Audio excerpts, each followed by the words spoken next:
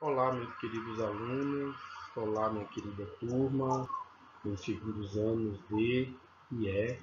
Devemos falar um pouquinho sobre o romance indianista. Temos que fazer vídeos pequenos porque para carregar é uma lentidão, então o vídeo será bem curto, depois eu vou fazendo outros vídeos relacionados, tá bom? Então o que a gente pode perceber dentro da obra indianista, obviamente, a valorização do índio, propósito de afirmação de nossa nacionalidade, exaltar aquele que era considerado o produto mais genuíno da terra brasílica. E, dentro desse conjunto, trazemos Gonçalves Dias na poesia e José de Alencar na prosa. São dois grandes precursores do indianismo. O enaltecimento das tradições e a valentia e a honra dos silvícolas que habitavam a terra quando aqui chegou o homem branco. E o estudo da vida, dos hábitos, costumes, da linguagem, a ingressão de inúmeras palavras e expressões na língua portuguesa falada aqui no Brasil.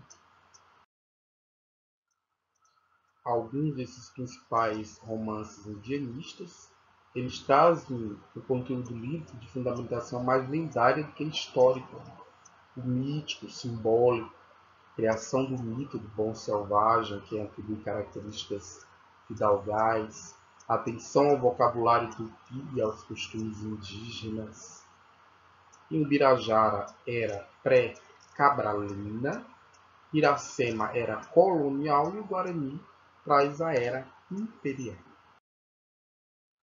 Em relação ao Birajara ainda, dentro desse período pré-cabralino, Birajara cujo enredo se passa antes da colonização portuguesa, com os índios ainda livres de qualquer influência do homem branco, influência em relação ao comer, em relação às doenças também transmitidas. E o Birajara, primo de Guarani, irmão de Iracema, traz algumas particularidades, a peculiaridade, a brasilidade ímpar, né? E alguns momentos pertinentes quando Jaguaré transforma-se em Birajara, o guerreiro, e o Birajara, o senhor da lança, recebe a hospitalidade dos Tocantins, Jurandir. E Iracema já traz no seu bojo romance indianista histórico, e esse enredo já simboliza o contato dos índios, né, Iracema e portugueses, que é Martim, e a entrega daqueles a este, e a origem mítica do brasileiro, que é o indianismo, a valorização da natureza através de metáforas em relação a Iracema, sentimentalismo, foco narrativo em terceira pessoa, mas com nuances entre.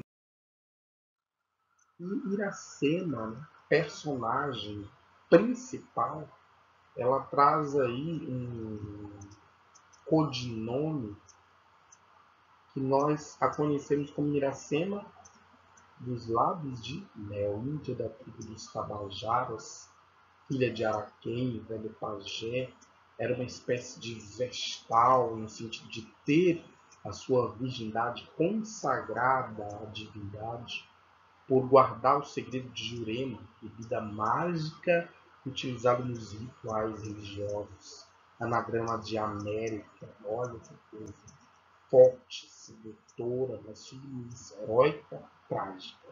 E Martim Soares Moreno, né, que é o guerreiro branco, colonizador europeu, amigo dos pitiguaras, habitantes do litoral, adversário dos tabajaras. Dentro ainda desta obra, Iracema traz algumas dessas personagens, como Moaciro, Poti, Irapuã, Calbi e Jacaúna.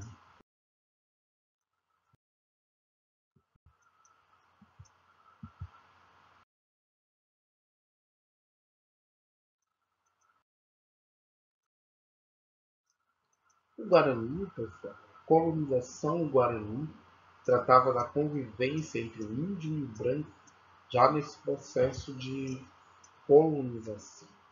É uma das obras bem antigas, das capas também que trata dessa obra. Então, ela é publicada aí, datada de 1857, e marca o início desses romances indianistas.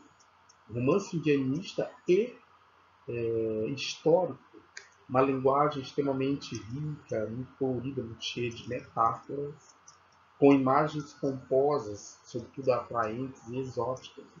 Essa idealização da natureza, do índio, e o colonizador português, que é base da nossa raça, da nossa formação.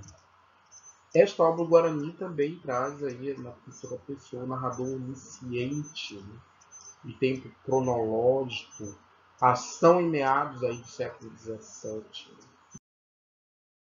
E alguns aspectos estruturais, sobretudo a divisão da obra. Primeira parte, os aventureiros, que são os 15 primeiros capítulos. Em seguida, Peri, com mais 14 capítulos. A terceira parte, os Aimorés. E, então, a Catástrofe, 11 últimos capítulos. Nós temos algumas personagens como Peri, a Ceci, Peri de valente, corajoso, chefe da nação do Itacá, ou Guarani. A Cecília, moça linda, de doces olhos azuis. Olha a presença aqui da figura de linguagem chamada de sinestesia, né? Isabel, uma moça morena, sensual, de sorriso provocativo, filha bastarda de Dom Antônio Maris, com uma índia, né? E Dom Antônio Maris, fidalgo português da mais pura estirpe. Dona Laurina, senhora paulista, de cerca de 50 anos, magra, forte, cabelos pretos, com alguns fios brancos. Né? Dá para você imaginar, perceber essa figura da Dona Laurina?